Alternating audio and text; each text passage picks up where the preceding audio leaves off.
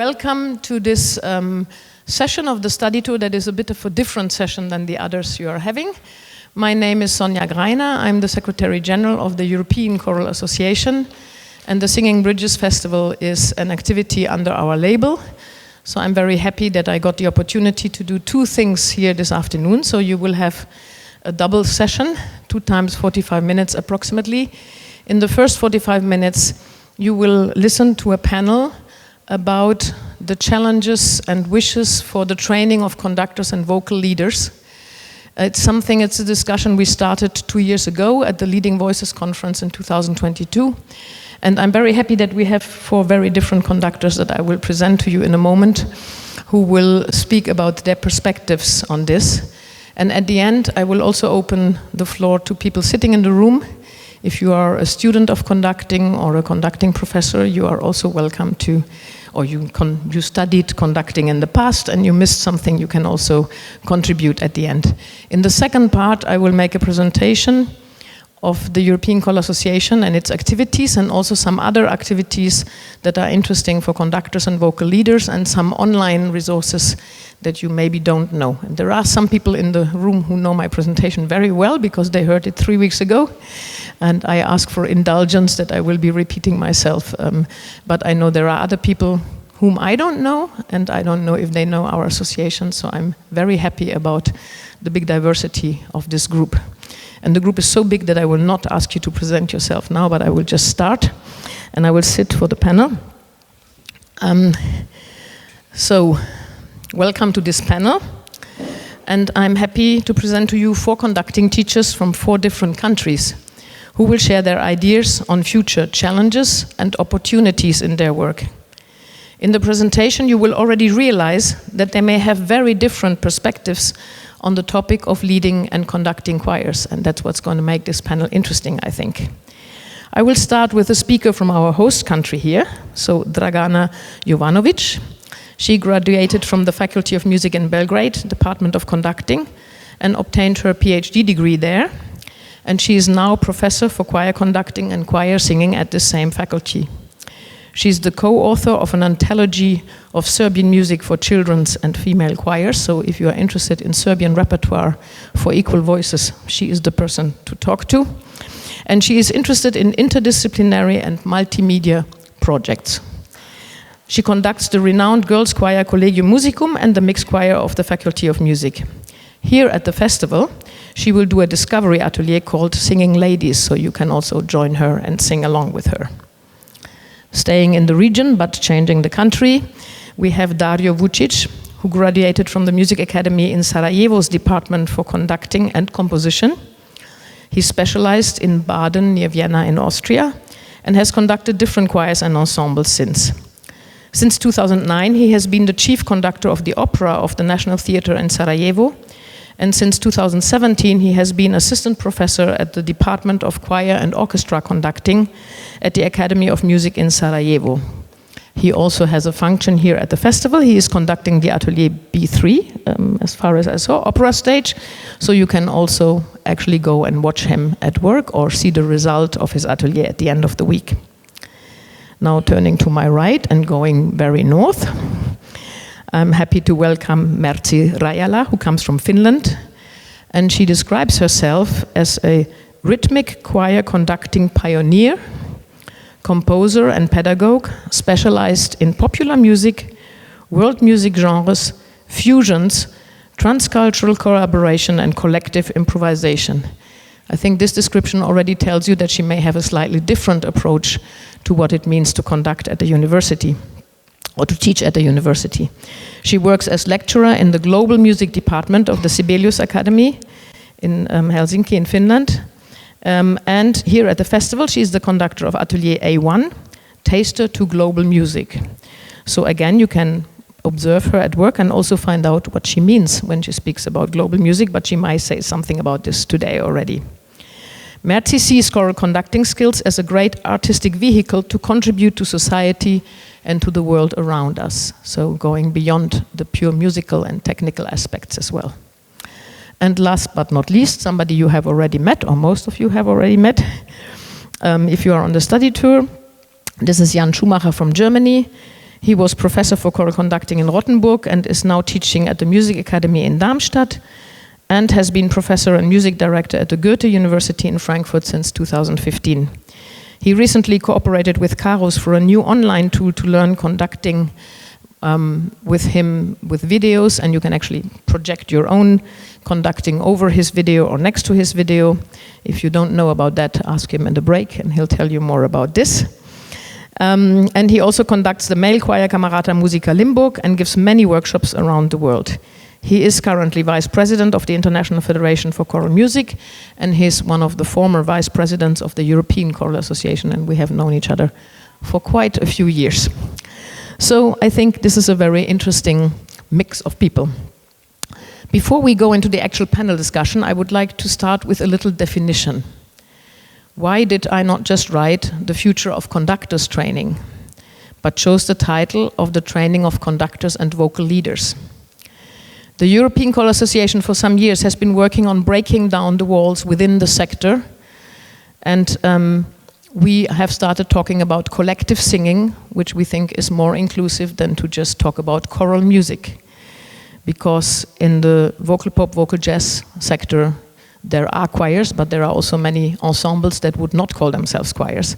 And often they do not have a conductor in the classical sense, but they do have an artistic director or a vocal leader in many cases, even though not always.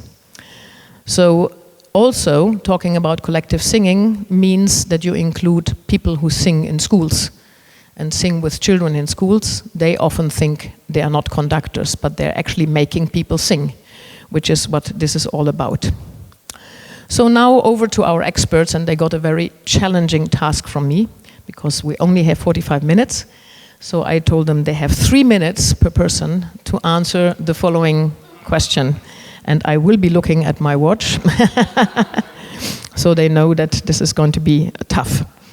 So in the first round, the question is, where do you see the biggest challenges in the training of conductors and vocal leaders at university level for the coming years? So where are the biggest challenges?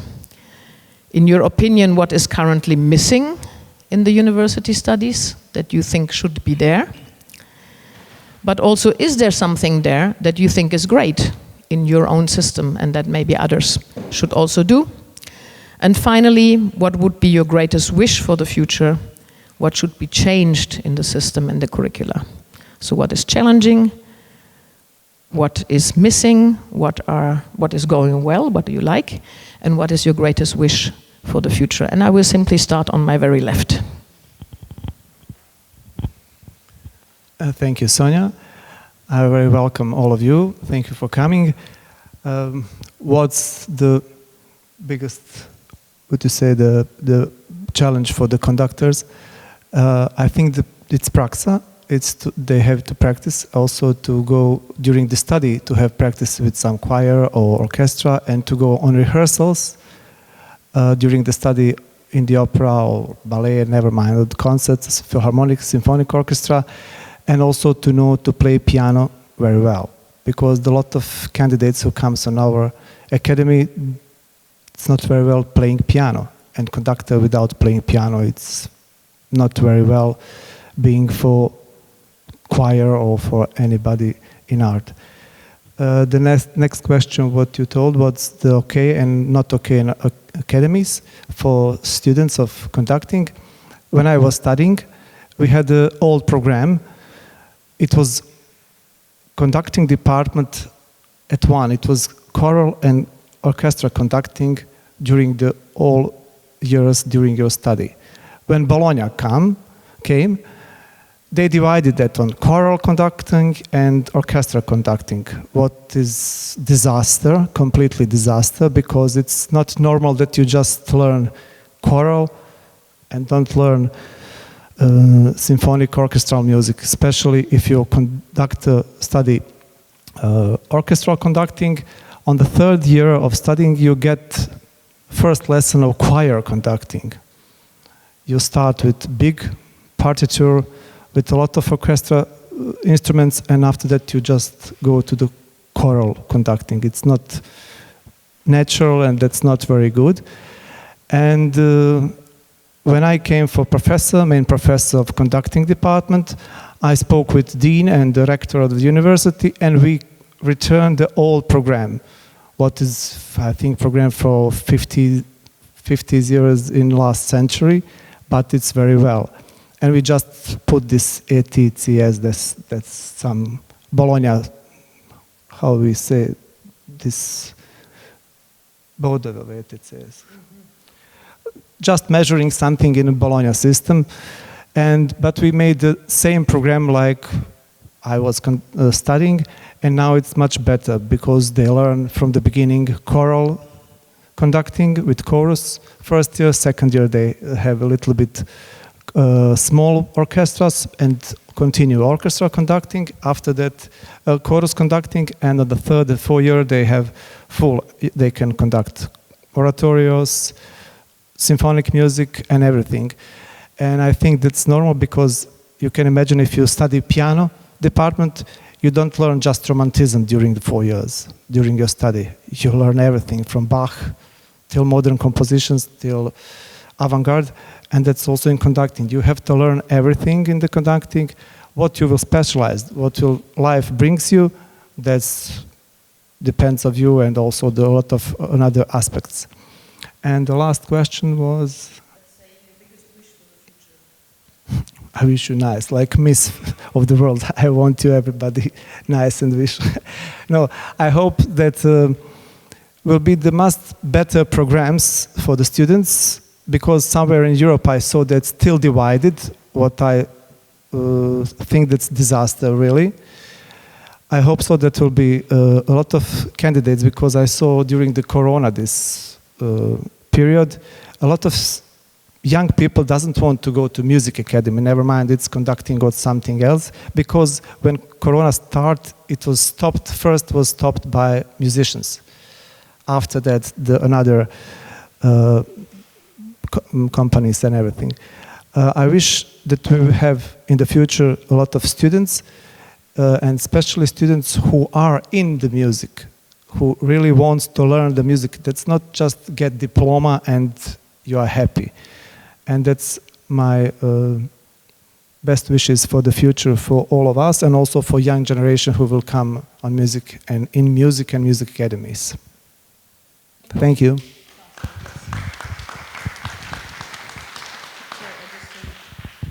For the one speaking after, if you pick up something in what your colleagues are saying that you want to react to, please feel free to do that as well, because maybe the situation is very different in your country and you think, oh, that's interesting, I didn't realize that it works like that in your country. Dear colleagues, good day to you. Welcome to Serbia. I hope you already had some nice moments here, but I'm sure that you will have, if you're not, in future few days. So be welcomed here. Sonja, thank you for your nice words, and thank you for organizing this panel. I'm sorry that we don't have so much time, but I will try to explain the situation here in few words.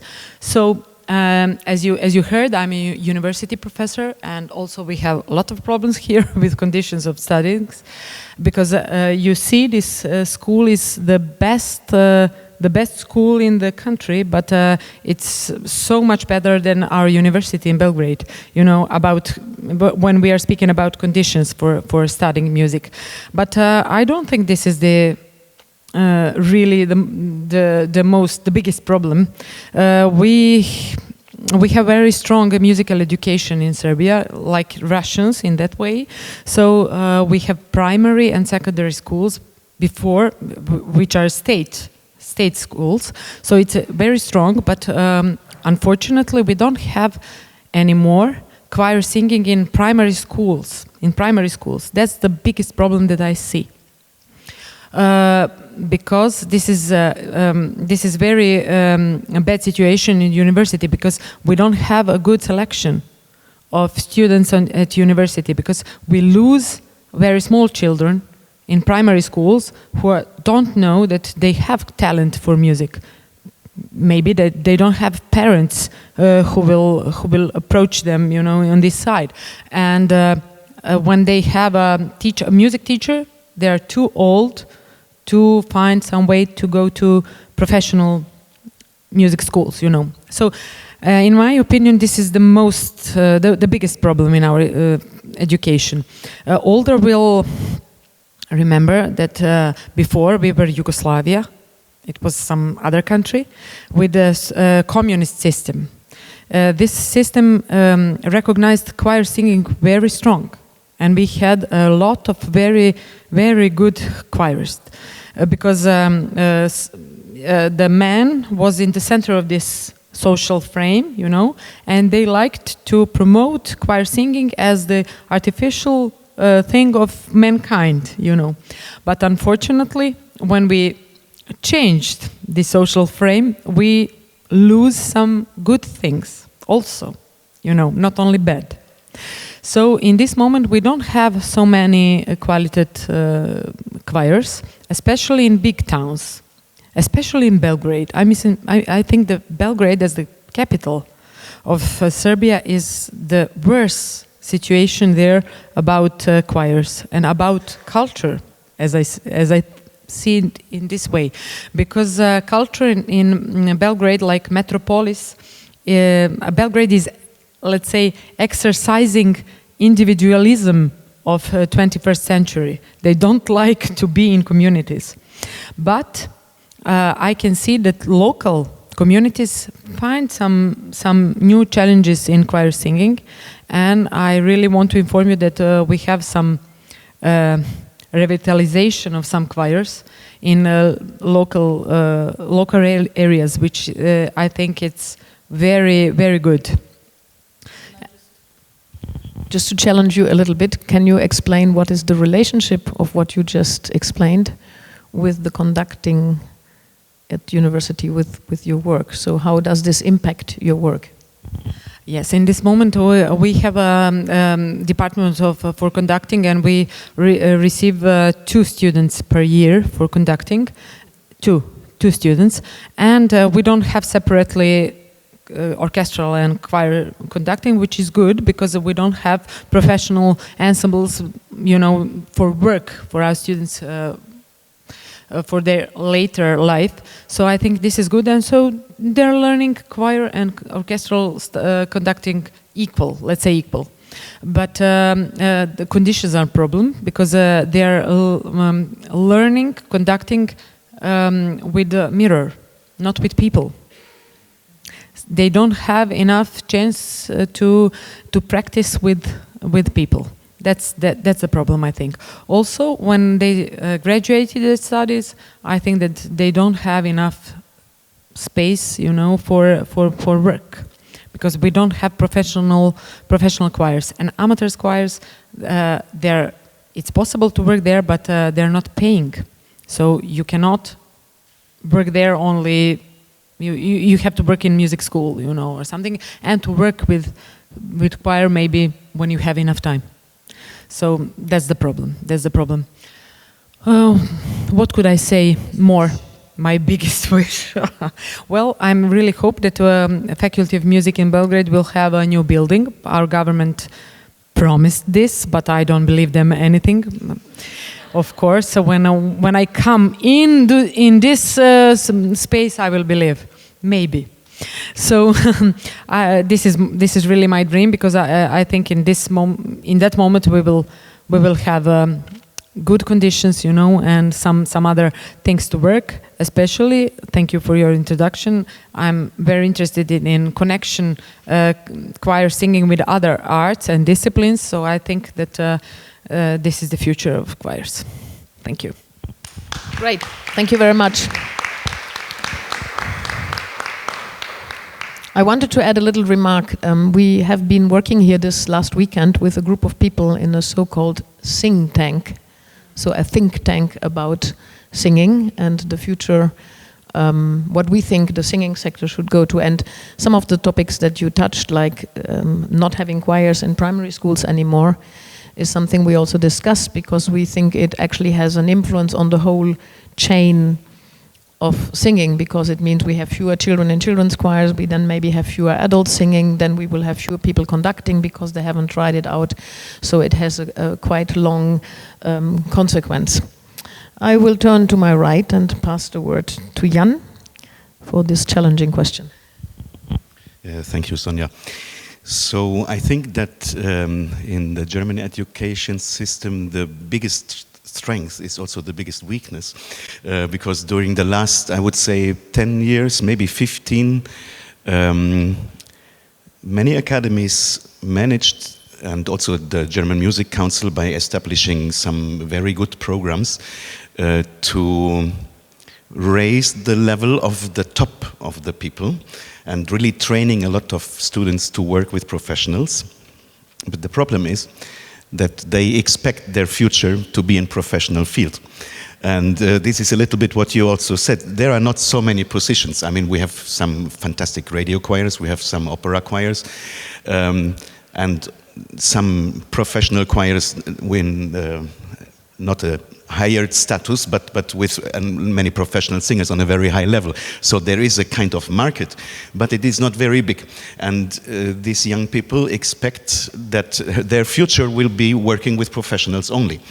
But we're losing people who can work with the whole basis of the pyramid. And exactly what you were saying, Dragana, about children not singing in schools, or even teachers in high schools. They are trained in a very high level, but they have no idea what to do with people who have no idea to sing. And they train to do every Bach motet and more difficult things. But if they have to do 3-part voices, or even teaching them about their voice, they have no idea.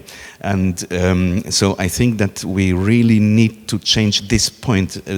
I think it is important to be trained for professional work. And it's great that we have this.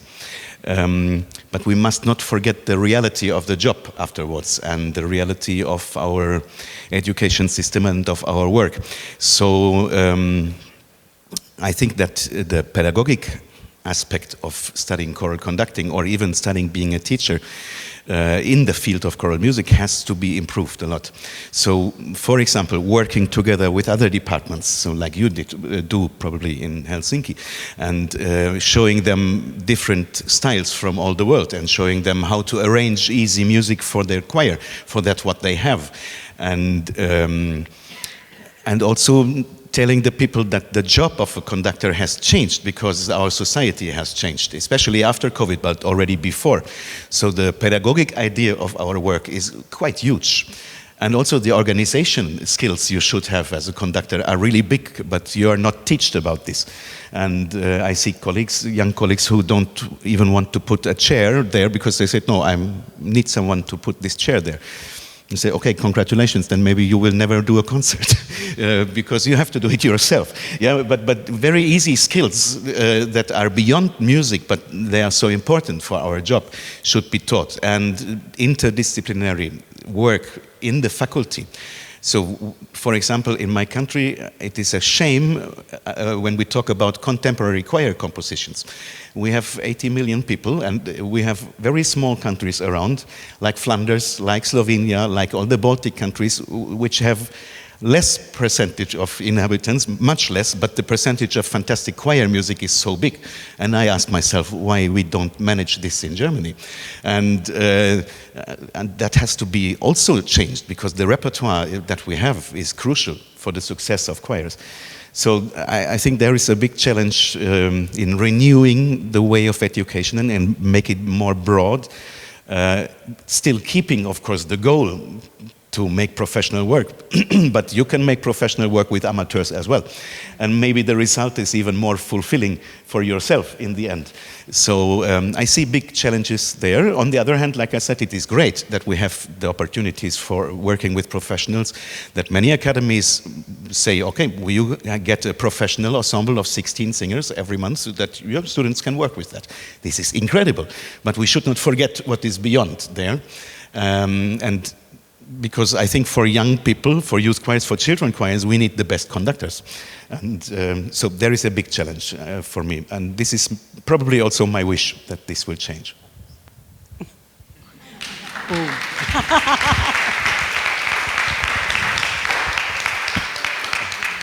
Thanks, Jan. I really loved hearing my colleagues talk here.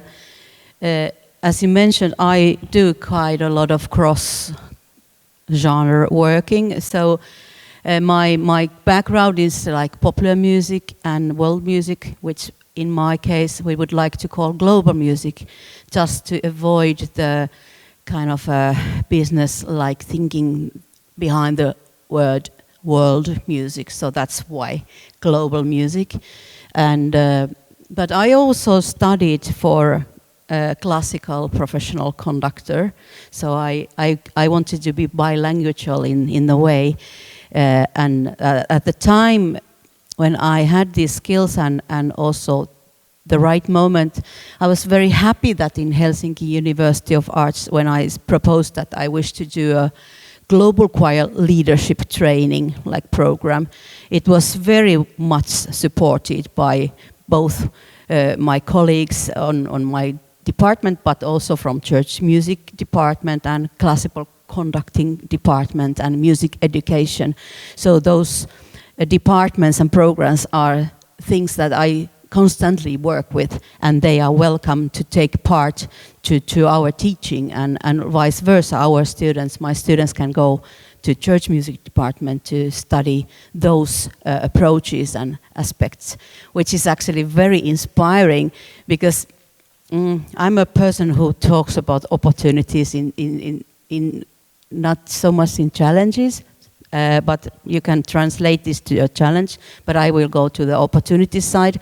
I think that now that world and we are all coming closer all the time each other, it gives us opportunities to learn from each other and to be curious to other aesthetics. And I really see music as music and not as a genre. I'm not interested in genres, I'm interested in music. And what music happens to be accurate at which moment can be very different. And as a conducting teacher and as a conductor, I also understand that different musics have different aesthetics of leading or conducting. And that's where the study plan that I'm doing is very strong in, that I wish to see that what are the conductor's tools that can be applied to anything. What are the essential things that really work despite of the genre or aesthetics that you are aware? I'm dropping things here a lot of. Well, go there.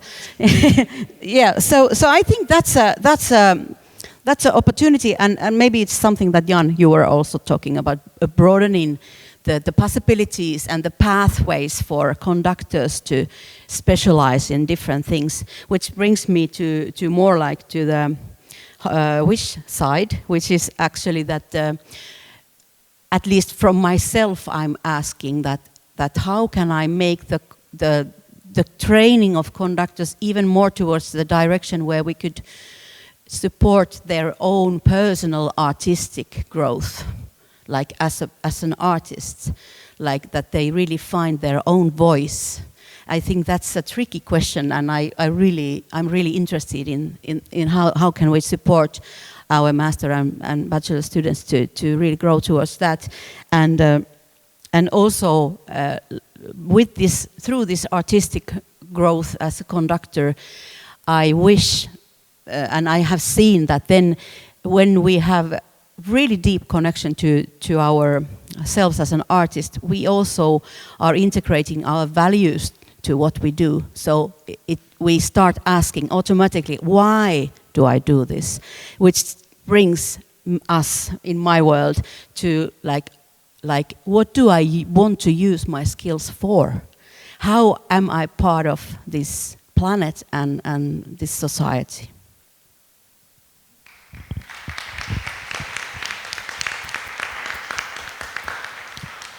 Thank you very much. I think this was already a great introductory round, and we haven't got that much time more, but I want to go back to some points. And actually, I wanted to make a comment to what Jan said. I think if you look back 50 years at the music universities or music academies, higher education in music, a lot of things have also changed in the instrumental teaching. For example, they are now teaching the students more to also work as pedagogues, because they realized after some time that not every student who studies violin will become a first violinist in a professional orchestra. And also marketing skills for self-employed students has been introduced in many countries as a topic at Music University. And I think maybe we have to look a little bit also what can we steal from what has already been improved. And of course we have huge differences within Europe, not only in the studies but also in the opportunities after university. I know that, for example, in the Baltic countries, they also complain about not having enough jobs for the students who study conducting, but they don't have any conductors who conduct choirs without being paid. In a country like Germany, we have actually quite a lot of people who are conducting choirs without being paid, and there are other countries where this is also the case.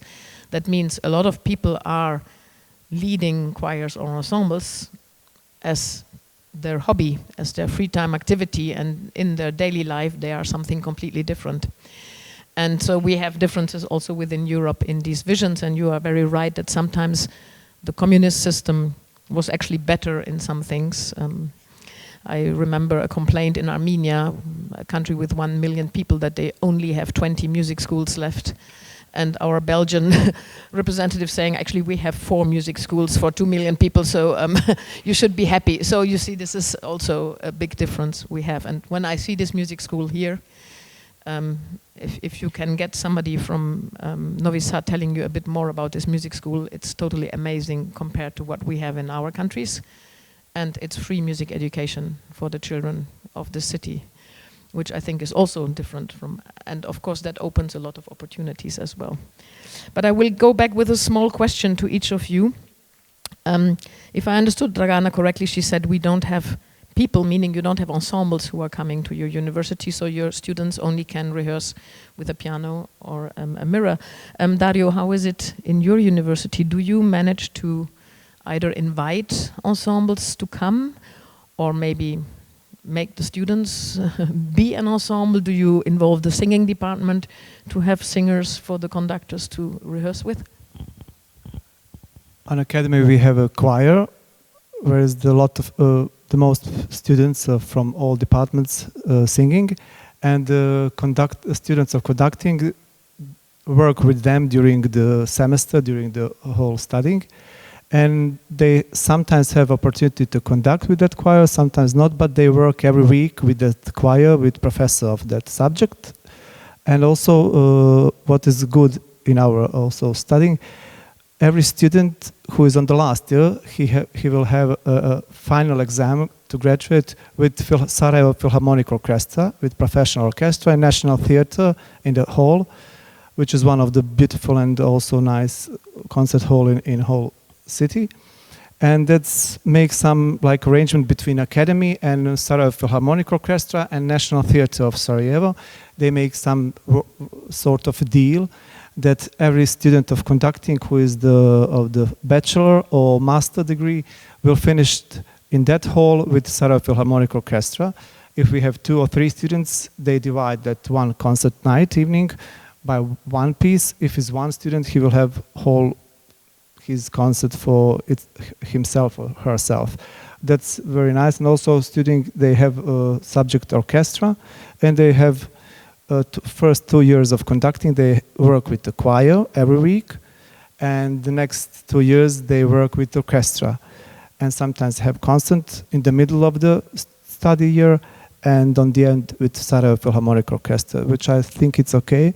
And sometimes they have also opportunity to do with some amateur choirs in the Sarajevo, but like Dragana said, we don't have so much choice about this choir, because also I will also agree with Dragana before during the communism, when we were in ex-Yugoslavia, we had a lot of choirs, amateur choirs, and also very good choirs. They were going in Germany, in the United Kingdom, in Langoland, they get prizes and everything. But after the war, right after we divide on these 6 republics, we don't have so much interest in people to sing in the choir, and also the conductors, students, or finished conductors, they don't have so much opportunity to do.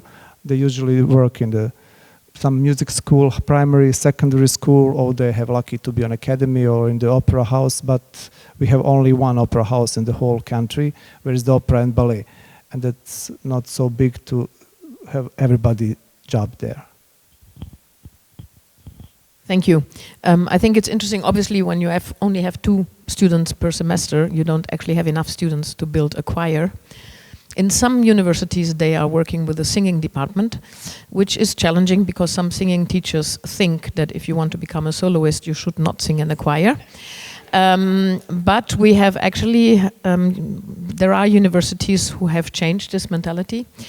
And the advantage of that is that if you have a soloist who has sung in a choir for a semester, they may also have learned how to follow a conductor, which not all the solo singers have learned in their university studies otherwise. So that can be also a way of building a choir, but I know it depends on your colleagues as well. So I will ask you another question, because I can already hear this.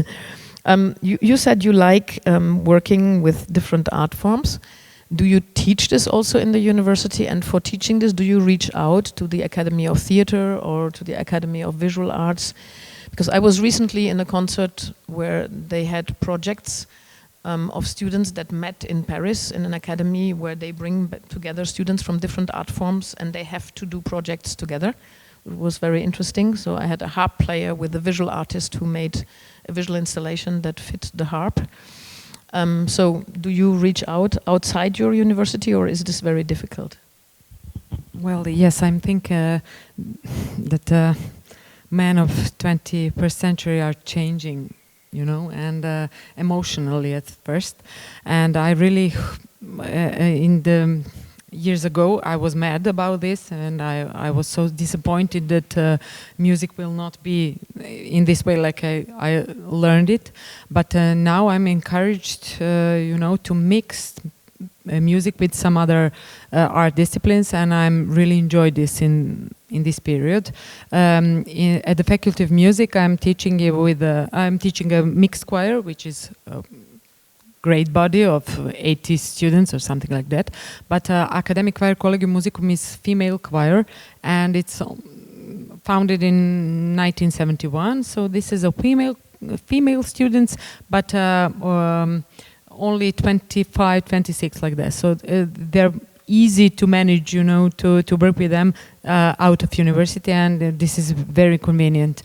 We have some residencies in some festivals, and which are open mind, you know, in this way. So it's possible to do some things with this choir. But at my classes of conducting, it's not possible because we don't have conditions for this, of course. But I think this is a really good way to, as you mentioned, theater of 21st century or dance. It's this is the way that I think we have to go with the choir, you know. Thank you. Yes, exactly. I think there are more and more conductors who are doing this, but it's also good to learn it. And I will turn to Jan with a tricky question that came out of the think tank as well, because you are working on this new online tool to learn conducting. You have obviously dealt with technology, but is technology and is AI a topic that you include in your university studies? Do you actually teach students what are the opportunities of AI, what are the dangers of AI, or is this still a future scenario? I have to say yes and no, because when I do my seminar at the musicologist department, there we talk about AI. Even so, I have no idea about it. But I cannot tell them not to use this, but they need to know how to use it and what are the dangers. In the music department, I, for now, don't see a real danger from AI, and also not a real opportunity in this, because our art is something very human. And that is maybe what makes it so special also. I mean, it can be involved in making your concert poster. It can be involved in writing a text for the program book in many ways, of course, but I'm not worried that my job will be taken by a computer one day. If I'm, should I? No, we don't have time, no? So I don't say anything about the conducting tool. I can. I try to make it short. Because we were thinking how to make exactly what you were saying, how to make conducting technical studies available for people who have no opportunities to study. Either they are too old or they have normal jobs, like we have a lot of these amateur conductors. And we made a project with Karus Verlag in Stuttgart. It's our, I would say, for choir music, probably the best publisher we have in Germany. And this whole project went a bit out of order because we started with a small book with a lot of exercises, technique exercises, but also group exercises that you can do. And out of this, we wrote a whole book about conducting, so a part about warm-up, a part about rehearsing technique, and my part was to write about the conducting technique. But obviously, it is quite difficult to put technique into words and to describe movements in a way in the text that everyone can understand. I gave my best, and you can make nice drawings, but in the end, it is not very easy. And of course, I think we all know that conducting is a very individual thing. So, but I think, or I believe strongly that no matter what kind of music you will do later, there is some technique basis, which is quite possible to make it objective. And this is what we tried with this app. So we shooted like, I don't know, 170 videos, and we did not find someone beautiful, so I had to do the videos, and it was terrible. But the work is quite interesting because, of course, that is my technique. But to visualize what is written in a book, and that you have the opportunity to see it, because I think that people, maybe in South America, will not buy this book.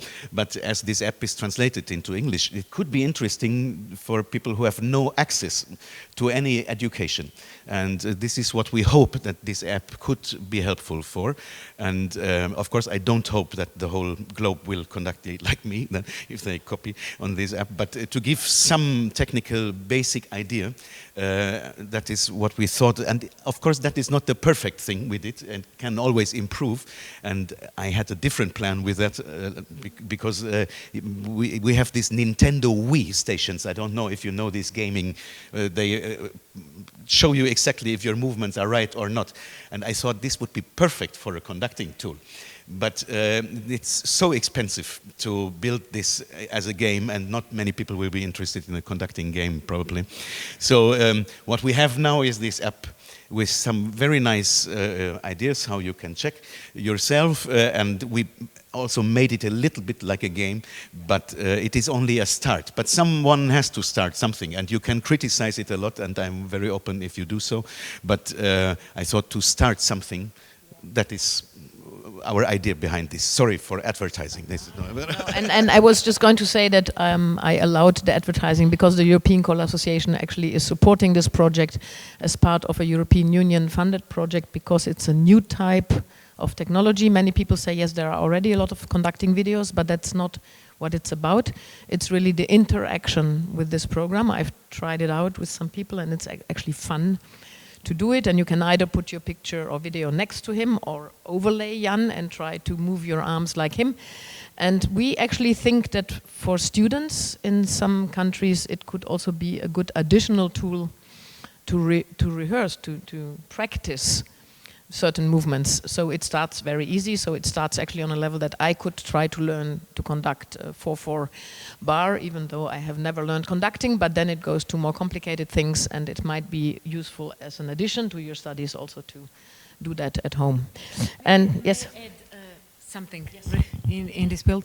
Let me inform you that, as a position of Vice Dean for International Cooperation of Faculty of Music in Belgrade, we just won a very big Erasmus Plus project. It's, I think, the highest grant of 8.5 million euros. Yes, but we will form the alliance. We call it In Tune with other university in Europe. So it's Helsinki. Yes. It's Helsinki, Oslo, Bucharest, Hague, Den Haag, Barcelona, Paris, Vienna, and Belgrade. So as I see, this project will last for 11 years. And the main topic is this. So how to learn on distance. So we just tasted some new technologies in this, and I see that the great money will go in this side. You know, the budget line will be biggest in this field. You know, not in live mobilities at all. So I think that this is the plan. Yes. And I think because many people are afraid that this is exclusive, actually I think Rama, which is an institute in Denmark that started teaching by Zoom long before we learned what Zoom was in the pandemic, that it doesn't have to be either or. It can also be hybrid. And that's why I said that you can also combine online with live. So at Rama they do online studies, but then the students have to come live for a week per semester or 2 weeks per semester, something like that. They all have to be there 3 weeks even live. So they don't only study remotely. And I think this can sometimes be the answer. On the other hand, I know many students who are studying in Rama and can only do that because it's remote, because actually they have a job at home and they couldn't move to Denmark for a year. Merzi, a very short last question. And I know I'm overdrawing, but I will shorten my presentation in the second part a bit, and also we started a bit late. I think also in instrumental music, the question of the genres and the styles has become important, meaning that how open should you be in the studies. And at the same time, we have a movement saying, oh, careful, if you are German or Finnish, you shouldn't actually perform African or Latin American music.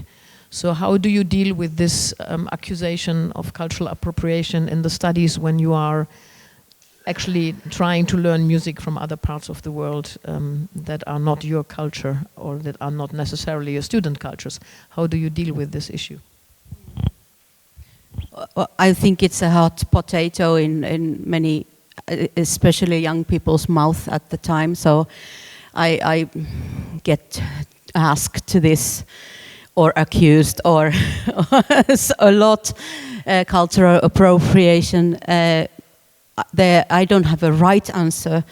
My answer is that we have to, or I want to be curious, and I wish my students to be curious and respectful for, like, what is this music from, who did it, why, where was it used, what's the spirit and the conditions, and then having the question in mind, would these people feel like appropriate that I do their music? And if they do say or express that, of course, you can do our music. It's nice that you learn our song. There's nothing wrong in that. But of course, if some music is, let's say, composed for strictly religious purposes, and you just hear it through the window, and then you record it and then make an album out of that, that would be very, very not okay. So understanding where the music comes from, respecting the origins, and kind of double checking that it's not something that the origin would feel offended when you use that. But sometimes it's a bit tricky thing, but I will tell you an example. I'm doing a project called Choirs for Ecocide Law, and we have a Norwegian Sami, a composer who wanted to compose a song for our Ecocide Law project. But at the time, I've taken that song still out of the project because many singers are worried that is this cultural appropriation. And then I have contacted the Finnish Sami Council and talked to them, and they say, yes, of course, Sami compose, they need to also compose for living. They're composers. So if no other people don't sing their compositions, what will happen? But at the time, I cannot go with this song in this process because the press would start writing that, Merzi Rajala from Sibelius Academy Global Music Department, how come they're doing a Sami song, which is only composed for this purpose? But the common opinion is there very strongly, and people really don't check these backgrounds. So that's the problematics that I'm living now. Thank you. I think it's very important to also think about that, at least, and I know that in countries like Canada or New Zealand, there has been also a big shift in how you can include music from the First Nations or the native people from the country into your repertoire. And I know in Canada there is something you have to write or say every time you do that, so you acknowledge where it comes from. But every country has a different way of dealing with it, and every people has a different way of dealing with it. You want to add something? Yeah, I just had a great choir conducting guest from Arkansas, United States, a black woman, and 80 years old. And I was asking, like, what do you think about cultural appropriation? And then she said that, well, yeah, the white people stole our music in 20s. So we wouldn't have any of the Afro-American styles that the white people do now if that was the case. So that's also kind of a natural part of the tradition development. I don't have the right answer, but just to make us think. Yes, thank you very much. Time is running. I would give 2 or 3 minutes if somebody from the audience would like to ask a question or say something about their own dreams for the future of conducting. Is there anybody who would like to say or ask something? If not, I would just let this settle. This is certainly not the last discussion we're going to have about our dreams for the future, and the think tank actually also dealt with this topic and will write a statement about it, a document with recommendations on how the training should change, and we're going to share that. I would like to thank my speakers very much for the contribution. I felt inspired, and I think nowadays we need inspiration, so it's great to hear all your voices and also to hear that you do all have dreams. So I hope that your dreams and wishes come through. So first of all, a big applause to all the speakers, please.